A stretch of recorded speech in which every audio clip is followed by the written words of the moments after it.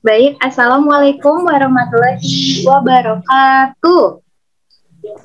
Waalaikumsalam warahmatullahi wabarakatuh. Iya, sebelumnya Ibu boleh minta aktifin dulu ya kameranya supaya kelihatan semuanya. Halo anak-anak, bagaimana kabarnya hari ini? Alhamdulillah luar biasa. Allahu Akbar. Ya, semoga kita semua dalam keadaan sehat ya. Amin. Ya, amin. Namun sebelum kita mulai pembelajaran pada hari ini, alangkah baiknya kita berdoa terlebih dahulu. Berdoa dipimpin oleh Muhammad Jidan. Ya baik rekan-rekan dan guru PLP, sebelum melaksanakan pembelajaran alangkah baiknya kita berdoa terlebih dahulu. Berdoa dimulai. Berdoa cukup. Nah, meskipun kita berada di tengah wabah COVID-19, itu bukan menjadi alasan ya untuk kita berhenti belajar. Karena belajar itu suatu kewajiban. Nah, namun belajar itu suatu kebutuhan yang harus dipenuhi, tidak mengenal waktu, tempat, ataupun usia. Untuk itu, jangan lupa juga ya, kalian isi absensi yang telah Ibu sediakan. Ini udah pada mengisi belum absensinya? Belum, Bu. Belum.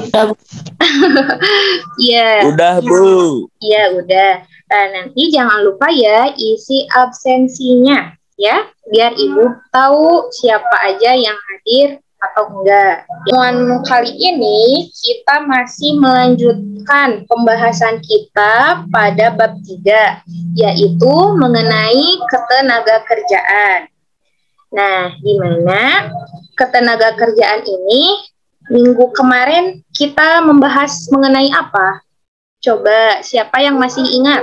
Ya, materi hari ini kita akan membahas materi mengenai sistem upah ya.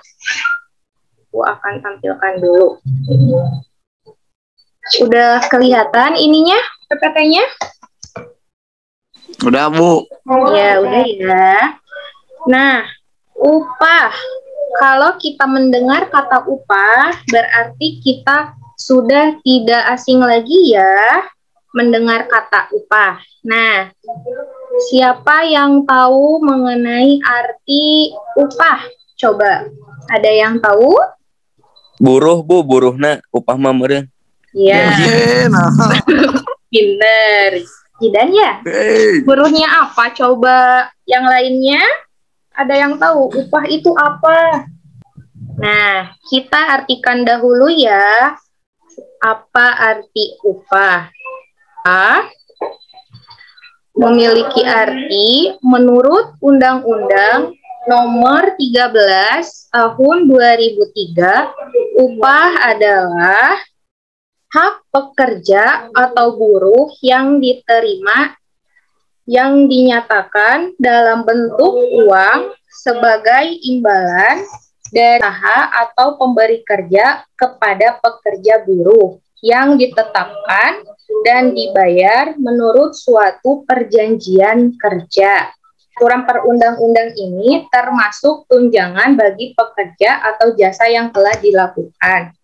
Nah, jadi di sini kita perlu ketahui ya bahwa upah itu adalah hak pekerja ya. Ya, hak pekerja ya untuk mendapatkan uang dari sebagai hasil imbalan dari tindakan yang telah dilakukan. Tujuan diberlakukannya upah yaitu yang pertama, kita itu agar bisa menarik pekerja untuk mau bekerja di perusahaan yang dibuat. Nah, karena jika tidak ada sistem upah, siapa yang akan atau mau bekerja ya dalam perusahaan? Mendingan diem aja di rumah ya, daripada capek-capek harus bekerja tapi tidak mendapatkan upah. Nah, sehingga upah ini memiliki tujuan untuk menarik pekerja untuk bekerja di perusahaan yang telah dibuat. Yaitu agar mempertahankan pekerja terbaik untuk mau bekerja di perusahaan yang dibuat. Nah, soalnya kalau misalkan pekerja itu kan banyak ya, jika sistem upahnya itu nggak ada atau sistem upahnya itu sesuka hati, maka kemungkinan si pekerja itu akan bekerja di tempat lain. Dengan adanya sistem upah itu akan memotivasi para pekerja ya dalam bekerja. Upah itu dapat dikatakan berhasil jika upah itu bisa memuaskan kebutuhan pekerja.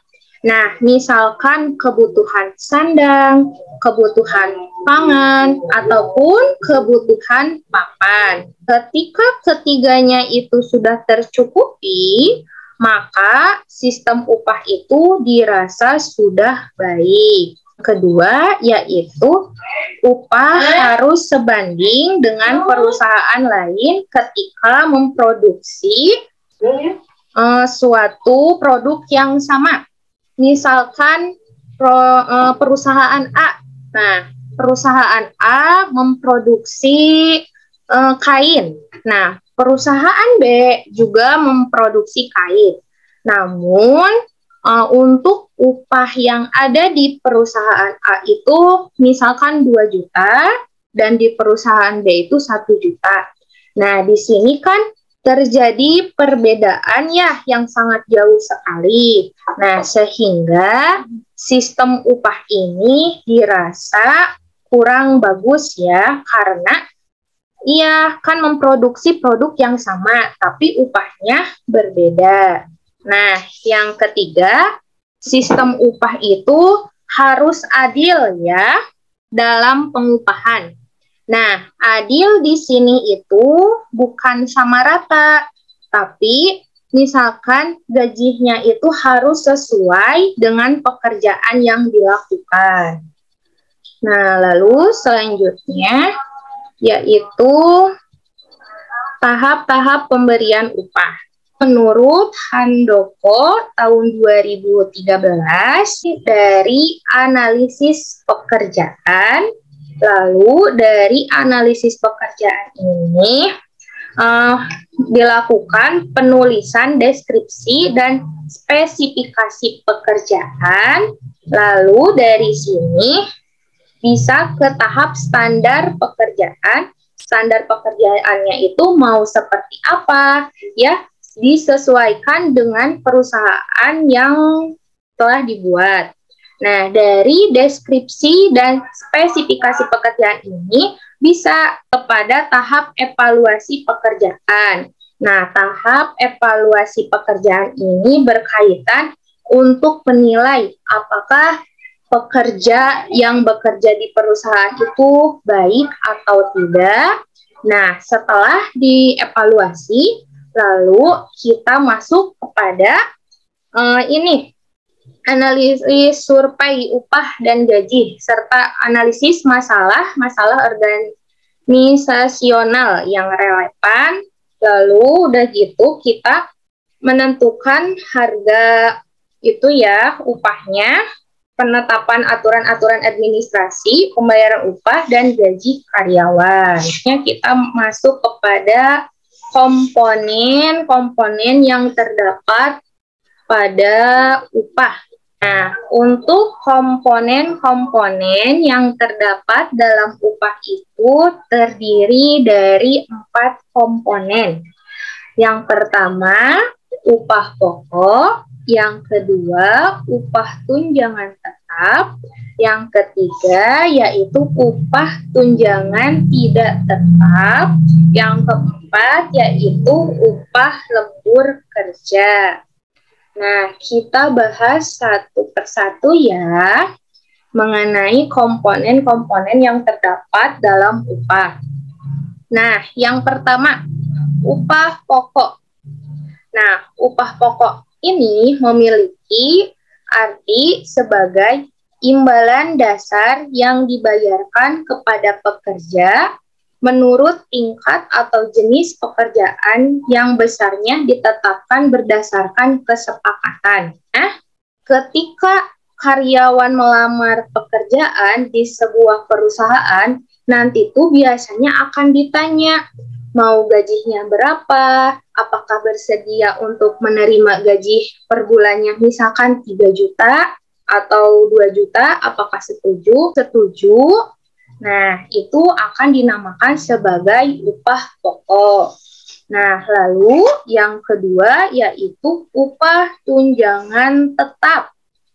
Nah, upah tunjangan tetap ini memiliki arti yaitu suatu pembayaran yang teratur berkaitan dengan pekerjaan yang diberikan secara tetap untuk pekerja dan keluarganya serta dibayar dalam satuan waktu yang sama dengan pembayaran upah pokok. Nah, biasanya upah tunjangan tetap ini itu seperti upah tunjangan istri, upah tunjangan anak, upah tunjangan misalkan perumahan, dan upah tunjangan lainnya. Tiga, yaitu mengenai upah tunjangan tidak tetap. Nah, upah tunjangan tidak tetap ini memiliki arti yaitu sebagai suatu pembayaran yang secara langsung atau tidak langsung berkaitan dengan pekerjaan yang diberikan secara tidak tetap atau pekerja dan keluarganya serta dibayarkan menurut satuan waktu yang tidak sama dengan waktu pembayaran upah pokok. Nah, di mana upah tunjangan tidak tetap ini misalkan seperti upah tunjangan transportasi. Transportasi untuk misalkan menghadiri acara dalam perusahaan atau menghadiri acara-acara tertentu dalam perusahaan sehingga perusahaan itu memberikan upah transportasi. Nah, maka upah transportasi ini disebut sebagai upah tunjangan tidak tetap. Mengenai upah lembur kerja. Nah, waktu kerja untuk 1 hari bekerja menurut Undang-Undang Nomor 13 Tahun 2003 tentang Ketenagakerjaan adalah yang pertama, jika pekerja bekerja pada waktu 7 jam untuk 1 hari kerja atau 40 jam dalam 1 minggu untuk 6 hari kerja dalam 1 minggu. Nah, maka ini disebut sebagai nanti pekerjaannya itu akan mendapatkan upah lembur kerja. Nah, yang kedua, jika pekerja bekerja 8 jam sehari dan 40 jam dalam 1 minggu untuk 5 hari kerja dalam 1 minggu. Nah, ini juga sama ya, akan mendapatkan upah lembur kerja. Dan yang terakhir, jika waktu kerja pada istirahat, nah istirahat biasanya kan pada hari Minggu ya, atau pada hari libur besar ya. Nah, maka jika pada hari Minggu atau pada hari libur besar, nah pekerja masih bekerja, maka wajib mendapatkan upah lembur kerja. Sistem upah yang berlaku di Indonesia. Nah, di Indonesia ini dikenal beberapa sistem pemberian upah ya. Pada yang pertama dulu ya, upah menurut waktu. Sistem ini besarnya upah itu didasarkan pada lamanya bekerja seseorang. Nah, satuan waktu ini dihitung biasanya per jam, per hari, per minggu, ataupun per bulan. Jadi di sini biasanya itu misalkan dalam profesi sebagai manajer. Nah, biasanya kalau manajer itu mendapatkan upah itu per bulan. Nah, sehingga sistem pengupahan menurut waktu ini, berdasarkan waktu ini, jika semakin banyak waktu jam kerjanya, maka semakin banyak juga upah yang akan didapat ya. Nah, lalu yang kedua yaitu upah menurut satuan hasil. Nah, upah menurut satuan hasil ini memiliki arti sebagai akan pada jumlah barang yang dihasilkan oleh seseorang. Nah, satuan hasil ini itu dihitung misalkan per potong barang, per satuan panjang, atau per satuan berat. Nah, jadi kalau misalkan menurut satuan hasil ini, meskipun bekerjanya itu dalam waktu lama, tapi menghasilkannya barang misalkan sedikit, maka upah yang akan dihasilkan itu sedikit. Nah, berbeda ya dengan yang tadi, yang menurut satuan waktu. Nah, dari waktu mah, kalau bekerjanya lama, maka upahnya akan didapatnya itu akan besar. Kalau satuan hasil mah, jika misalkan waktunya itu sebentar, tapi hasilnya banyak, maka upah yang akan didapatkannya itu banyak. Berbeda ya jika misalkan meskipun waktunya itu lama, tapi menghasilkan produknya itu sedikit, pasti upahnya itu akan sedikit.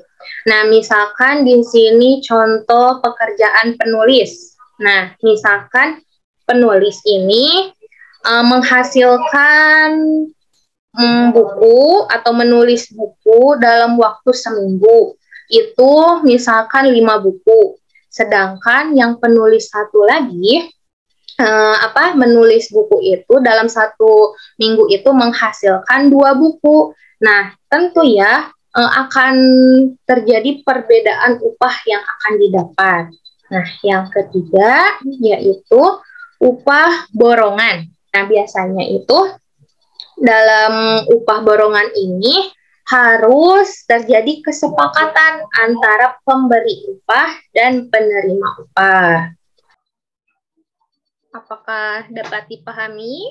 Apakah ada yang mau ditanyakan? Kalian, Ibu ada link kuis ya. Nanti kalian jangan lupa kerjakan. Akan bagikan di grup WA atau di GC-nya ya. Kan kalian paham ya? Ya, Bu. Ya. Nah, untuk mengakhiri pembelajaran pada hari ini, maka kita ucapkan alhamdulillah bersama. Alhamdulillah. Nah, mudah-mudahan materi yang telah Ibu sampaikan bermanfaat ya untuk kalian semua. Ya. Kalian jaga kesehatan, protokol kesehatannya ya. Jangan lupa cuci tangan, pakai masker, ya. Cuci tangannya pakai sabun, jangan lupa jaga jarak ya. Nah, nanti pertemuan yang akan datang, kita akan membahas mengenai materi pengangguran. Nah, jangan lupa juga kalian membaca dulu dari buku atau dari internet ya, supaya kalian ada referensi atau ada gambarannya terkait materi yang akan diajarkan. Ya. Yuk, wassalamualaikum warahmatullahi wabarakatuh. Waalaikumsalam warahmatullahi wabarakatuh. Ya, Dadah. Dadah.